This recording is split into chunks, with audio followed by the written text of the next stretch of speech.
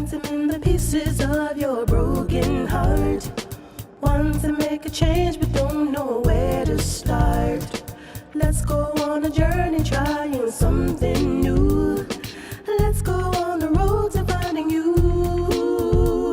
The art spot with Iyanla. Talking relationships, getting down to the thick of it. The art spot with Iyanla.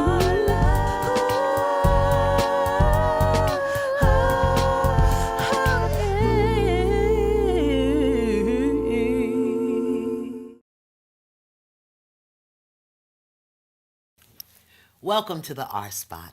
If you are joining us, then it must mean that you have a desire to create or improve loving and lasting relationships in your life.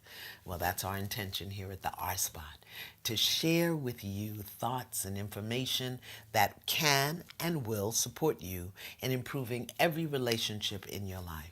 Now, while we usually talk about intimate, loving relationships, the principles and practices that are shared here will support you in all of your relationships. Now, today's topic is one I think many can relate to. How do you recover when a long-term relationship ends? I mean, let's face it, relationships do end. Some fall apart. Others die a long, slow death until someone gets the nerve or the courage to leave. Then there are those relationships that just erupt once too often and one or both parties just runs for the hills. Then there are those that end by natural causes, like a dear friend of mine who just lost her husband of 30 years to a sudden illness.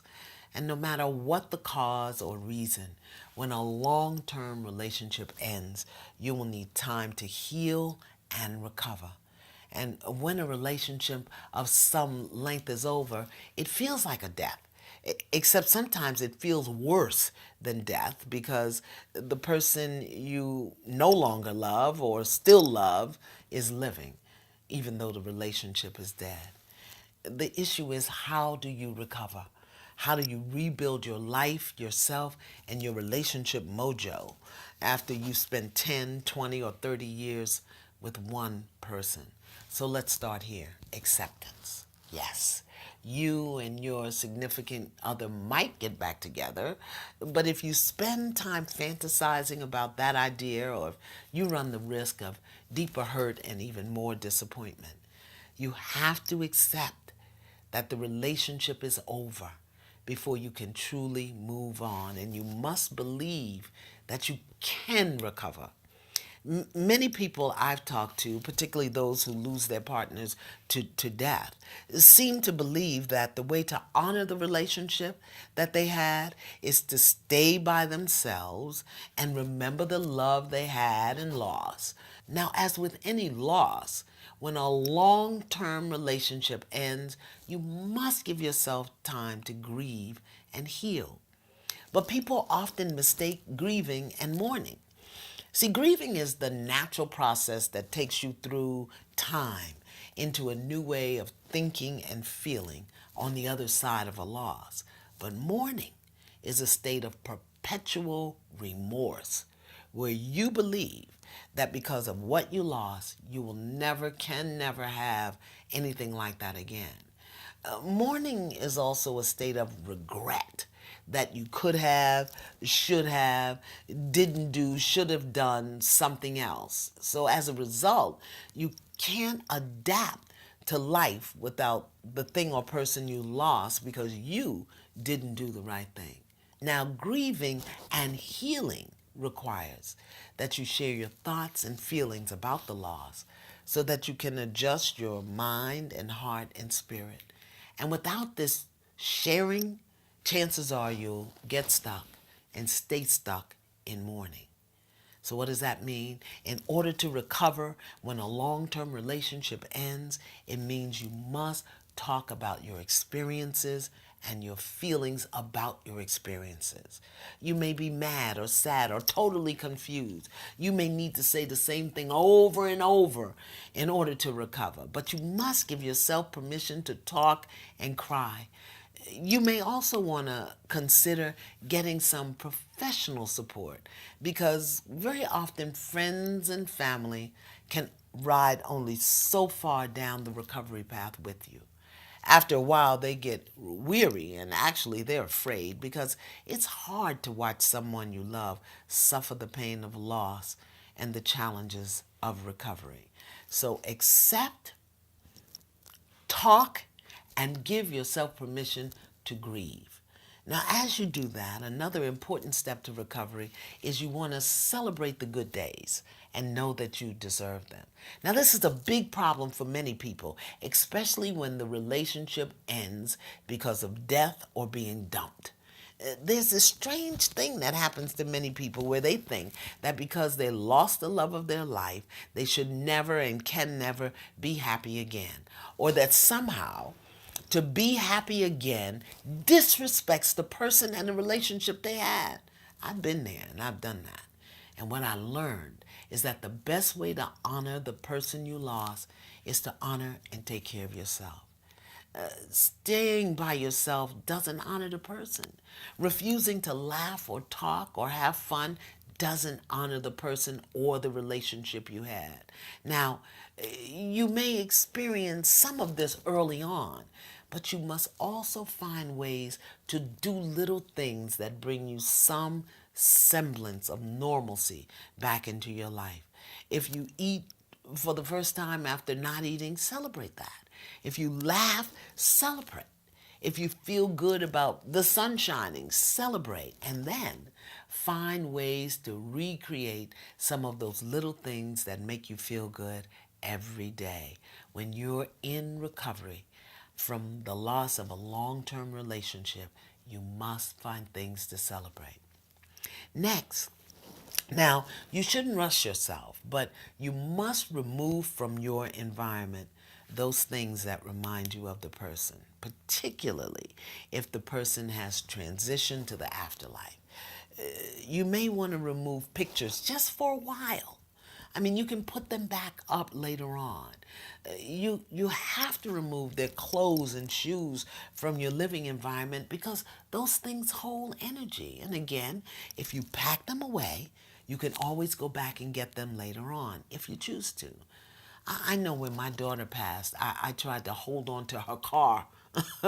I paid the note, I paid the insurance, and I drove the car because it smelled like her. And I eventually realized that that was keeping me stuck. And when I got that, I drove that Lexus right over to the dealer and gave it back to them. I know that the temptation is to hold on so that you don't forget. But during that initial period of grieving, let's say the first 3 to 6 months, I encourage you, you have to make the effort to let go. You'll never forget. But if you hold on too tight, you can get stuck in mourning. And holding on and mourning can jeopardize your recovery. Let go and pick up what you want again when your mind and heart are in better shape. I know that's a hard one, but trust me, it helps with recovery. Now, let's say the person is still alive and the two of you are moving on, whether you knew it was time or you had no idea it was coming, whether you ended it yourself or it ended mutually. There are certain aspects of your life that you may not even realize shape themselves around the relationship. And now you have to do something different. So here's something very important. Don't follow your ex on social media, and please stay out of their business. Checking their status on Facebook and monitoring the tweets and asking others what they've heard or saw is not going to turn out well for you.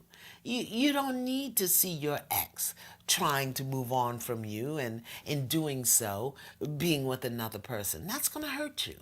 And even if you think you are completely over your ex, seeing someone you once did everything with, now doing things with somebody else, that's going to be painful. So stop it. Wait until some time has passed before you engage with them again on social media. And please, don't post negative things about your ex on social media trying to get revenge or ruin their chances. Instead, use that energy to write a poem or start a journal, or share your feelings with friends and family, or your counselor, your therapist. Social media is not the place to work through your feelings after a breakup when you're trying to recover. Then the other thing you have to do is you got to figure out if you can still be friends. Some exes can be friends. Some exes need to hold on to what they call friendship for a period of time after a breakup, just to make sure they've made the right choice. And some exes have way too much baggage and damage to be in each other's lives. What you do and how you do it depends on why you broke up and how you feel about the other person. And it'll take time to figure this out, even when no children are involved. And if you're still in love with your ex and feeling extremely hurt, it might feel like any contact is the life preserver that you need just to stay afloat. And let me tell you, that can get real ugly and be real painful real fast. If you're remaining friends with the hope that eventually you'll get back together, trust me, chances are you'll only have more hurt feelings further down the line. So it's not a good idea to hold on to a false sense of security. It will take time to be friends again, so take that time to grieve and heal before you try to establish a friendship with someone who's leaving the relationship. It'll take time to create a new normal. Now, in the process of separation, which is more than just a physical leaving, you got to understand that there are layers to leaving. Perhaps you have left physically, but the stages of disconnecting emotionally and spiritually is still going on.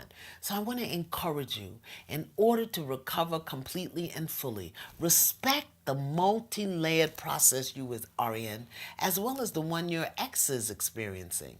Now, because you need to separate on all levels before your heart can heal and your mind can be clear. So be cautious about pushing the friendship thing too far or too fast. This also means that you want to establish boundaries and guidelines for communication, whether it's through unplanned communications or deliberate contact. If you have lives that are entwined, whether it's children or business or money, this becomes even more important for you to discuss and agree on the terms of communication if you know you're going to be bumping into each other. And please do it before it becomes an issue. Respect your partner's desire for no contact. And if that's what you want, be sure to communicate it.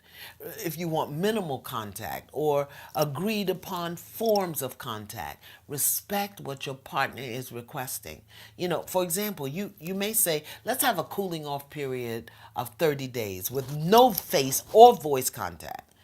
Or you might decide that major issues can be handled through email or texting, but limit them to something like once a week. There's no one size fits all formula for what kind of contact or non contact you might have, but chances are less is more. If you don't have children or business matters, if you're not in any kind of partnership, create guidelines and follow those guidelines to give yourself a chance to grieve and recover. And when you're in the midst of a breakup, please handle all communications with respect and decency. Here's a hard one. Do the things you love, even if you once loved doing them as a couple. Now, whether you and your ex used to walk together or go to concerts or travel the world, you must let yourself know that you can still enjoy those activities without the other person. You don't need to depend on the other person the way you previously did or have grown accustomed to. You may remember doing things with that person, and now you've got to learn that you can do them alone. Slow, but do them you must. Now here's my story. My daughter Jamia loved a particular store, and we would shop there all the time and quite often. And this is where she went to buy her broccoli. Now, after she passed, It took me almost 2 years to go into that store. And when I did, I walked in the door and the first thing I saw was broccoli. Being misted by that fine sprayer, let me tell you, I lost it. I threw myself onto the pile of broccoli and began to weep. I slid down the display table, fondling broccoli at my bosom. And the poor people in the store didn't know what to do. I was wailing and rolling around in the floor, and they didn't know if they needed to call the nut house or the police. I mean, this went on for I don't know how long until I could get myself together. I saw that broccoli in that store, and I had not been there for almost 2 years. I'm telling you, I lost it.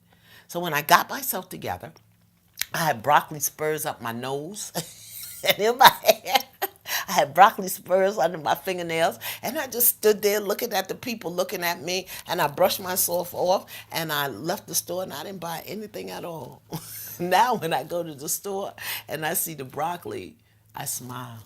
I'm telling you, you got to learn to do the things you love doing with your partner until you get comfortable doing them by yourself. Now, I have a long list of possibilities I want to offer you to consider for your recovery, and I encourage you to pick what feels right for you and try it with the intention that you are going to heal, you are going to live, and you are going to move on. So, when you're in recovery from an end of a long-term relationship, please do your best to avoid excessive overeating or drinking. These things may provide you with temporary release, but they will hurt you later on. This is also an opportunity to reconnect with family and friends. You see, because a relationship takes time, and these may be people that you haven't seen in a while. So use your recovery time to connect, because these are people who can also support you if you're grieving and need to talk to someone. The other thing is join an organization or a group. You know, go acquire a new skill. Go study something that you've been saying you wanted to study. Do something new that makes you feel productive and creative and opens you up to things you didn't know about before. You can also use music and movies to distract yourself. Go to a concert. Go see a film. Even better, listen to the music and the movies that your ex didn't like. You'll fix them. Get a makeover. How about a new hairstyle? How do y'all like my summer wash and wear hair? I had to do something because that other stuff was working. It was hard to work with. Get a makeover, a new hairstyle, a new wardrobe, a new workout regimen, something that'll make you feel attractive again. And don't forget to make over your home. Get new bedding, rearrange the furniture, and release anything that may keep you stuck in remembering your ex. And please avoid a rebound relationship or something and someone just to give you a few thrills. Instead, try to meet new people and just see what happens. It may take time. You may still be upset over your previous relationship ending. But once you open yourself to taking care of yourself, you'll open yourself to new possibilities and you will recover from a long-term relationship. Finally, please seek professional help if your depression becomes chronic. A therapist or a counselor can provide you with an impartial ear and hopefully a new perspective that you need to move forward in your life. And if you ever feel the urge to self-harm, go to your nearest emergency room right away, because no relationship is worth your health or your life. I know that ending a long-term relationship, whether a marriage or a friendship or a family ship, whether by natural causes or by choice, it's hard. It's challenging. So you'll need to form your own rules and find your own rhythm. This is just a place to start and a few things for you to consider. And when it feels like it's impossible or when you are in doubt about what to do, here's what you do. Ask yourself this question. What is the most self-loving, self-honoring choice I can make for me in this moment? And then do that. Hope this helps. The art spot. Now here's our question of the day. Iyanla, how can I tell if a man is sexually dysfunctional? without hurting his feelings or being too forward. Woo, that's a hot one. I've been dating a man for a year who has never made a move. He says that he wants to wait until we're married, but he has not asked me to marry him. What's the deal? Any thoughts? Yeah. I think you need to ask him straight up. Be straightforward. You know, you want to make sure that all of his parts and pieces are working before you sign a contract to spend the rest of your life with him. So try this. Quietly, sweetly, as gentle as you can. You want to say, my love, I am so willing to wait to be intimate with you, but I'm just wondering if your equipment is in good shape. Can you show me how it works? Please. And then see what he says. And based on what happens, you will decide what to do. I mean, I'm just saying, even a car dealer let you take a test run, even in a used car. So if it's important to you, ask your sweetie for a test drive. The R Spot. Now, here's a hallelujah truth for today. While we all want to be kind and treat people with respect and decency, it's also important that you train yourself not to be loyal to people who don't treat you well. Be mindful to protect yourself mentally, physically, emotionally, and spiritually from energy vampires and emotional rapists who will make you feel guilty about how they treat you. Remember, your first priority is you. So take care of your mind, your heart, and your spirit, and require everyone else to do the same. I invite you to become a subscriber to the Iyanla Vanzant YouTube channel so that you'll get a notice every time we post a new R Spot. And don't forget to like me on Facebook and follow me on Twitter and Instagram. And if you want to be on my mailing list so that you can get notices about where I'm going to be and what I'm doing, because y'all like to follow me around when I'm in the supermarket, go to www.iyanla.com and sign up. And I've got some goodies I'm going to send you. Until next time. Trying to mend the pieces of your broken heart. Want to make a change but don't know where to start. Let's go on a journey trying something new.